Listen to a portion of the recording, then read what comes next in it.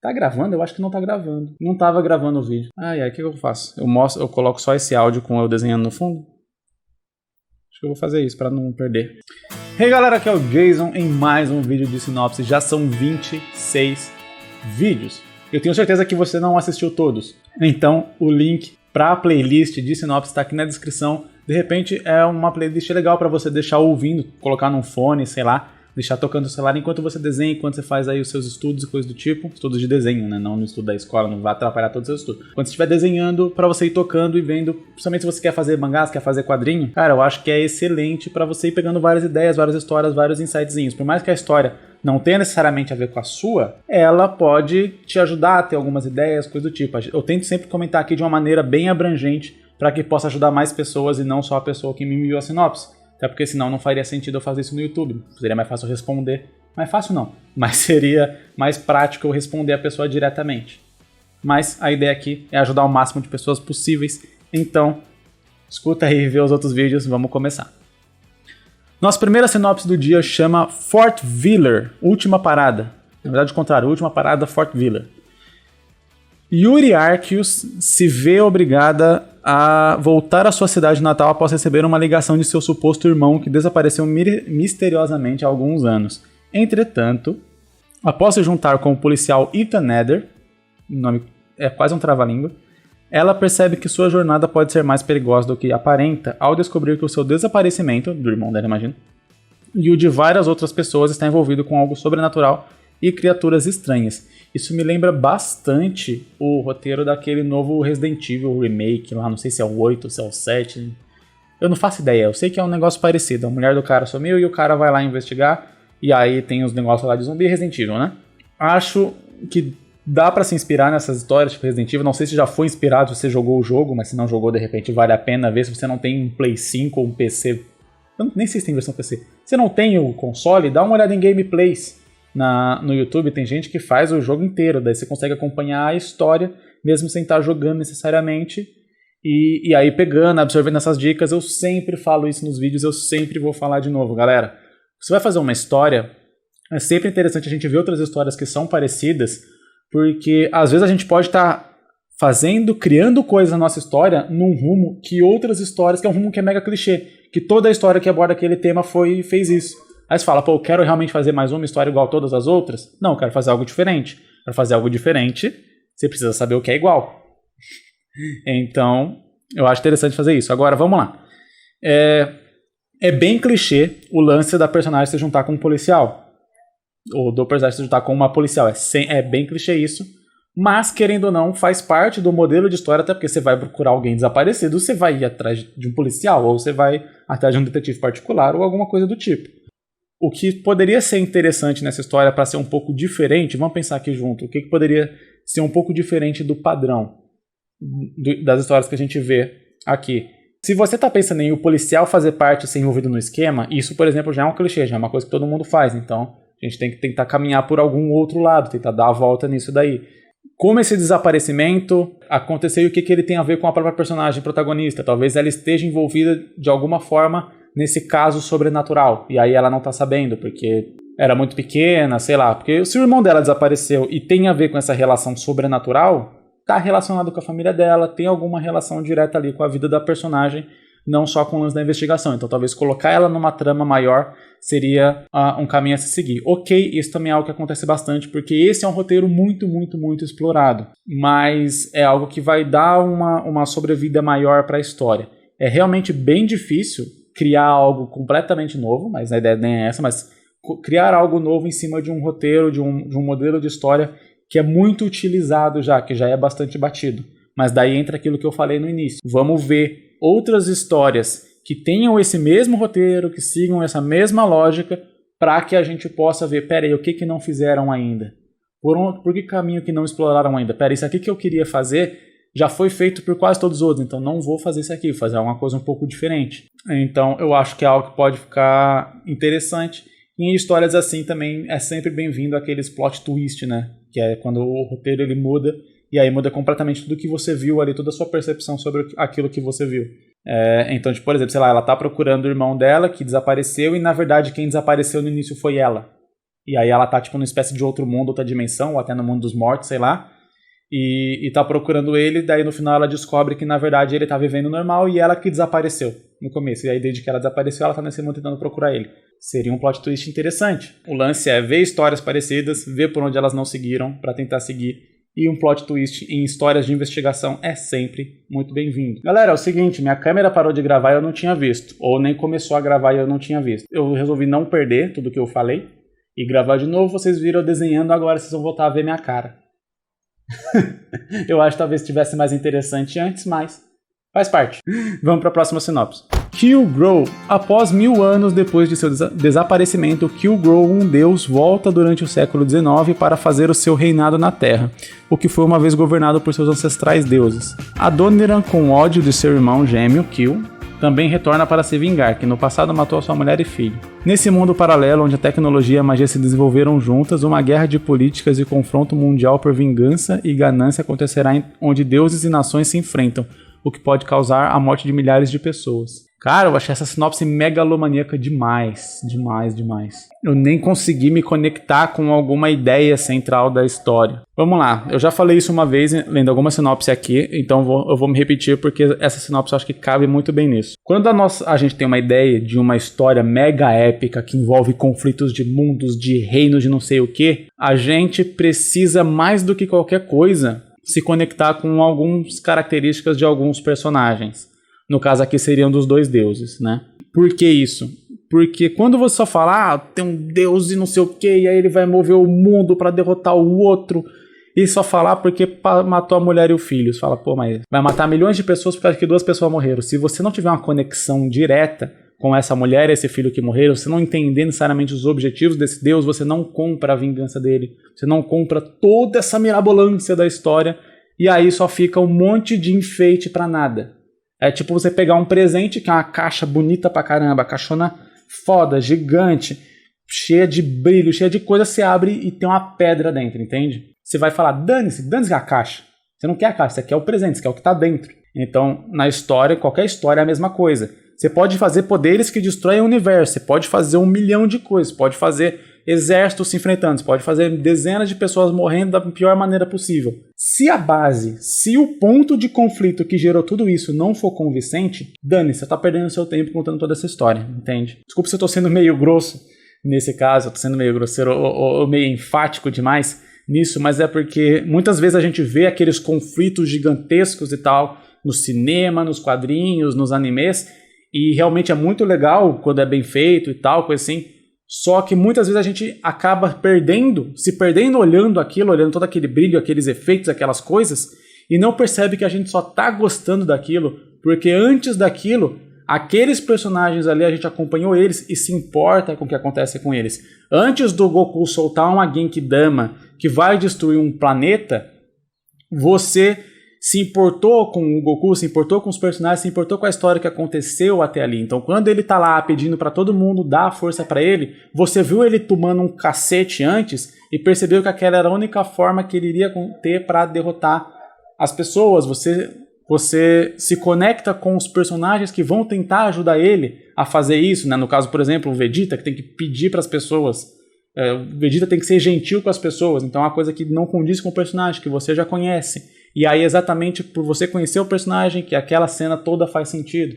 Então, beleza, por trás de uma explosão gigantesca, existem várias minúcias de vários personagens que faz a gente se interessar por aquilo. Quando o Naruto chega lá na vila para enfrentar o Pain, mais do que a grande explosão, mais do que todas aquelas coisas, a conexão que você tem com a vila, que você estabeleceu com a vila até ali, com os personagens que morreram até ali naquele caso, com a vila ter sido destruída finalmente, né, depois de várias temporadas acompanhando aquela vila, as pessoas dando a vida para proteger aquela vila, tudo aquilo tá somado nas grandes explosões, na luta muito louca, em todo esse tipo de coisa. Então, novamente, personagens são a chave de tudo e desenvolvimento de personagens são a chave de tudo. Quer fazer um conflito entre reinos, entre gerações, entre planetas, entre o que quer que seja, que vai ser mega gigantesco, desenvolve muito bem os personagens que são o centro desse conflito. A gente precisa saber por que eles fazem o que fazem, a gente precisa apoiar ou desaprovar o que eles fazem para que a gente se conecte com tudo o que está acontecendo. Necromância de Coveiro. A passagem para a pós-vida é mais complicada do que se imagina. Zumbis, ghouls, almas penadas e vampiros são apenas algumas das criaturas da noite com as quais os coveiros do turno da noite têm de lidar no cemitério Nilf, nome provisório. Toda noite eles ficam encarregados de garantir que nada entre e principalmente nada saia do cemitério nesse período, tal como fazer uma passagem pacífica dos cadáveres que chegam para o outro lado por meio de um ritual envolvendo necromancia, segredos e tabus os quais não devem emergir para o mundo afora, fazendo desses coveiros guardiões, guias e guerreiros. Porém, nem todos os coveiros têm seus ideais alinhados e à medida que o cemitério cresce às custas de uma guerra aparentemente sem fim, mais coveiros são necessários para manter-se no mundo dos mortos. Uma ordem. Ou seria caos? Pode opinar?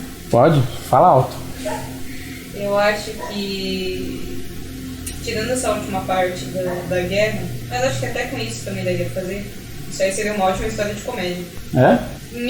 Nossa, desde que você começou a ler, eu já fiquei imaginando até, tipo, sei lá, as coisas dando errado e os personagens tendo que consertar a situação e tal. Só que tudo num clima meio de comédia. Eu acho que ia ficar muito legal numa história de comédia. Porque quanto mais absurdo alguma coisa, mais lúdico fica pra gente dar risada. Mais fácil é chegar na comédia, né? É mais fácil chegar. Porque é tão absurdo que você compra a história mais fácil se aquilo tiver ali pra te fazer rir. Interessante. Eu gostei muito, muito da ideia dessa história, né? Eu gosto de histórias assim, que elas têm já uma premissa diferente. Eu acho que ter uma premissa diferente é uma base pra você já atrair pessoas pra lerem. É que nem no caso do Makai Meio, né? Que é uma empresa de correios e tal. Então esse lance de serem coveiros e terem que lidar com essa questão dos mortos, a história se passar exclusivamente dentro do cemitério. A minha esposa tinha dado aqui uma ideia falando que seria uma ótima história de comédia. Principalmente talvez por ter todo esse background obscuro, né? Então, você tá falando de morte o tempo inteiro e tal, tem tudo pra você olhar e já pensar que é uma história mais dramática, aquela história sombria e tal, e até meio que de terror. Então, você trabalhar com comédia em cima disso, você já tem uma quebra imediata da expectativa do leitor com base na história, o que já faz o leitor mergulhar mais, porque ele tá esperando alguma coisa, você entrega outra. E dentro do absurdo já de eles terem que lidar com os mortos o tempo inteiro e com as coisas que vão acontecendo, dá para trabalhar várias situações de comédia, ainda que você explore a ação e outras coisas na história. Eu acho que é uma história que ela tem base para você desenvolver ela de várias formas possíveis. E achei interessante esse lance da guerra, né, de estar acontecendo uma guerra, no sentido de que tem cada vez mais corpos chegando. Então eles têm que lidar com muito mais problemas, muito mais confusões e coisa do tipo. Ainda mais se você for tanto pro lado mais de ação, tanto quanto pro lado mais de comédia, ou mais de drama, não sei se tem muito aqui. Eu acho que teria alguma coisa mais interessante para contar do que drama. Apesar de que, só porque não apresentou aqui na sinopse, eu não estou pensando exatamente nisso, mas talvez daria para explorar de alguma forma. Tanto que nesse caso aqui, o background da história é tão interessante que não fala nada sobre os personagens principais, e eu acho que nesse caso aqui você pode sim, você tem que desenvolver personagens, sempre é regra, padrão, toda história tem que desenvolver, mas não precisa ter necessariamente um protagonista, esse protagonista tem um objetivo muito grande, pessoal e tal. Eles têm que ter características pessoais, principais, mas o objetivo de talvez levar todos esses mortos em segurança para o outro mundo, ou impedir que mortos voltem, eu acho que é mais interessante, ainda mais com esse lance da guerra, né? A guerra acaba sendo um grande conflito para a história principal. Então, a gente tem aquele padrão da jornada do herói, né? Que você tem um mundo comum, alguma coisa que abala esse mundo comum e que reverte, né? Que é o conflito da história, e os personagens lutando para tentar voltar para aquele mundo comum, e nesse processo eles aprendem alguma coisa. Então, o mundo comum deles seria: vem o corpo, a gente leva o corpo para outro mundo, de vez em quando algum tenta sair do outro mundo, a gente derrota ele antes que ele saia do cemitério, fechou, fim de dia, acabou o expediente. É essa a nossa vida. Se a guerra tivesse acabado de começado há pouco tempo, e aí chega essa tonelada de cadáveres para eles fazerem isso, e aí de repente eles não conseguissem dar conta, e aí alguns cadáveres começavam a levantar e tal, e aí virar esses monstros e querer sair, e aí eles terem que lidar com isso. De repente, que nem você falou aqui, de precisar de mais coveiros. Só que aí entra o negócio, se você precisar só de mais coveiros e esse problema for resolvido com mais coveiros, você perde um pouco de um possível conflito que seria interessante na história, que é exatamente o fato de eles terem que lidar com um problema muito maior do que eles são capazes. E geralmente, para a história ser interessante, os protagonistas, os personagens principais, eles têm que lidar com problemas que a gente julga que eles não são capazes. Porque se for um problema que eles são capazes, não tem conflito, não tem problema. O lance é exatamente eles terem que se superar, não só em termos de força, mas em termos, às vezes, de outros conflitos pessoais que eles possam ter e coisa do tipo, aí entra na parte de desenvolvimento de personagem, para poder resolver o problema. Eu acho que dá para fazer algo muito, muito interessante, uma história fechada. Pode ter muita página, pode ter pouca página, depende de quanto você quer explorar os personagens. Claro que quanto mais página tiver, mais conflitos você vai ter que colocar no meio, subtramas e outras coisas que preencham esse espaço de maneira útil, né? Não pode ser só muitas páginas porque sim, mas dá para fazer também uma história onde, se você não tiver uma capacidade muito grande de desenvolver os personagens, não tiver pensado tanto nisso, não conseguir chegar a uma conclusão que seja muito legal para a história, dá para fazer uma história menor também, mais centradinha ali, com o conflito e já a resolução daquele conflito em uma história menor. Gostei muito, muito, muito, muito, muito dessa ideia, de verdade. Inclusive ela lembra um outro mangá que eu pretendo fazer que se passa no mesmo mundo de Makai. Lembra um pouquinho. Uou, outra sinopse grande, vamos lá. O nome da sinopse eu acho que é Guerreiro Místico. E se for, eu sempre falo aquele negócio. Quando você vai pensar em um título da história, pense em um título que seja fácil de identificar na sua história e que de preferência quando a pessoa jogar no Google, caso você queira que as pessoas leiam a sua história, eu imagino que sim, algo que a pessoa consiga chegar na sua história um pouco mais fácil. Guerreiro Místico é algo muito abrangente, muito padrão, então seria algo que a pessoa não iria falar Guerreiro Místico e ia lembrar da sua história diretamente. Então é sempre legal a gente pensar em um título que remeta diretamente à nossa história, que a pessoa consiga lembrar com certa facilidade. Jaden Rayleigh, eu acho que é assim que lê, um jovem rapaz de 18 anos, artista marcial e investigador paranormal, bem específico, que possui poderes místicos, tá aí o nome, que o elevam ao extraordinário. Ele embarca numa missão Odisseia, e já falou Odisseia, já estou prevendo um manga longo, ao desconhecido para descobrir de fato quais são os indícios de sua real origem, e que o levará através de incontáveis mundos inexplorados. No entanto, Jaden não está sozinho nessa trama, pois está acompanhado de sua grande parceira e esposa chamada Kai, e a irmã dela, a brilhante cientista renomada Doutora Inoue. E juntos, tá errado esse irão, mas enfim, explorar grandes regiões no universo das mais fantasiosas e exorbitantes civilizações ocultas e, ao mesmo tempo, passando por locais obscuros que são verdadeiramente um perigo real para todos. E durante a aventura, eles enfrentarão, tio, tem que ser, porque você está falando no futuro. Galera, vamos lá, português. Enfrentaram com M é passado.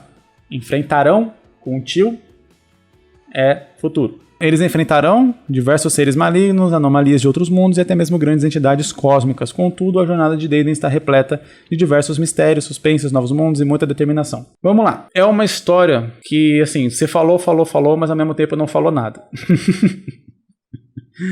Quer dizer, é um personagem que tem poderes e é não sei o que, e ele vai viajar pelo mundo para ter várias aventuras. Legal, falar, ele quer buscar as reais origens dele. Por quê? O que tem de mais nas reais origens dele para ele buscar? A vida dele era uma mentira? O que ele viveu antes disso até esse ponto em que ele decidiu buscar essas origens? E de novo, eu sempre bato naquela mesma tecla. Se um personagem tem algum objetivo que seja muito forte, é muito complicado você fazer uma jornada muito grande, porque vai ser desvinculado daquele objetivo que é muito forte. Então, talvez se ele tem mais uma vontade de viajar e conhecer o mundo, e aí depois ao longo da trama ele vai descobrindo mais sobre ele mesmo, e aí sim querendo ir atrás dessas reais origens, ok, faz um pouco mais sentido. Mas, por exemplo, ele já é casado, o que ele viveu até aquele ponto, o que fez ele decidir, agora vou sair pelo mundo, entende? Vou sair pelos universos brincando e descobrindo várias coisas e algo do tipo. Quando você faz uma história muito mais abrangente, você tem uma necessidade de desenvolver muito mais tramas, você tem uma necessidade de desenvolver muito melhor os personagens para que a gente se apegue tanto a eles que acabe comprando qualquer história que vier, porque os personagens são muito bons. Você vê no caso de One Piece, por exemplo.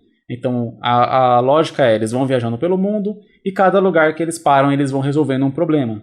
O lance é que os personagens são muito carismáticos, as histórias são relativamente interessantes, então a gente acaba comprando a ideia. Mas mesmo One Piece tem várias sagas que acabam se estendendo tanto tempo que você fala, nossa, que saco, vai logo para a história principal.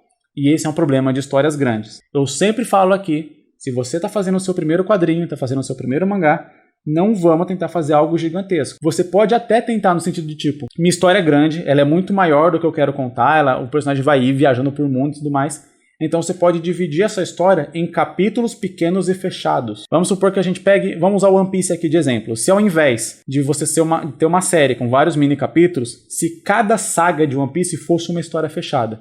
Então eles vão para Alabasta e resolvem o conflito de Alabasta, história fechada. Eles vão para sei lá que outra ilha, Skypiea, resolve o conflito de Skypiea, outra história fechada, um volume fechado com aquela história. Eu acho que seria mais interessante pra gente que é do Brasil quando quer fazer uma história grande. Para fazer essa história, você tem que pensar em alguns desses pontos. Então, quanto tempo essa história vai durar? Vou fazer ela durante 25 anos? Complicado. Toda vez que a gente vai fazer uma história, principalmente se ela for mais longa, a gente precisa fazer um plano muito maior. É por isso que eu sempre aconselho fazer um one shot, fazer histórias fechadas, fazer histórias menores, para que você possa publicar, para que você possa conhecer mais o mercado, para que você possa se conhecer melhor como autor. Aquela dica de sempre. Então, cara, muito legal a ideia. Dá pra explorar, dá pra fazer algo assim, só que eu acho que seria interessante realmente fechar em histórias fechadas, menores, com esses personagens, com esse desenvolvimento do universo em outras histórias. Então, você faz lá a história 1, ele resolvendo um conflito, depois fecha aquele conflito naquela história, depois faz outra história no mesmo universo, com os mesmos personagens, só que vindo depois, como se fosse uma série, mas sempre fechadinha. Foi o que eu fiz em Makai. Makai aqui, esse volume, ele tem uma história fechada completa. O que não me impede de fazer outros volumes com outras histórias. É como se fosse um filme. Então você tem filmes 1, 2, 3, se passam no mesmo universo, mas cada filme é completo. Você pode assistir ele e não assistir os outros se quiser, ou pode assistir os outros sem assistir o primeiro e por aí vai. Então, o conselho que eu dou para quem quer fazer uma história grande no Brasil é esse. Pense como se fosse um filme. Você pode fazer 9 filmes igual Velozes e Furiosos, mas cada filme tem que contar uma história fechada dentro de si, porque assim, se você não quiser fazer o próximo logo em seguida, o leitor não fica sem nada, entendeu? Eu espero que eu não tenha sido muito duro com essa última sinopse, mas é o que eu tento passar aqui ao longo do canal e que eu espero que realmente seja útil e ajude vocês, somente quem tá fazendo esse primeiro mangá e já pensou numa história mega gigante, com vários mundos, com vários universos, com várias tramas e não sei o que. Eu já fiz isso, né? Eu sempre falo isso por experiência própria, eu já fiz isso e não é nenhuma das histórias que vocês têm minha pra ler. Então é o que eu não quero que aconteça com vocês. Que seja uma história que vocês fizeram, começaram e não tem como mostrar pra ninguém porque ela não tem fim. Porque ela nunca terminou e porque vocês descobriram que essa história não é tão boa assim, depois de ficar anos pensando nela. De qualquer modo, espero que vocês tenham gostado desse vídeo. Lembrando que se você quiser enviar a sua sinopse, o e-mail tá aqui na descrição. É só enviar lá, contato@instintomangaka.com com o assunto sinopse para análise que entra aqui na lista. A fila tá grande, mas eu vou ler de todo mundo, não se preocupe. Deixe seu like aqui embaixo que dá uma força muito grande pro canal e até o próximo vídeo. É nóis.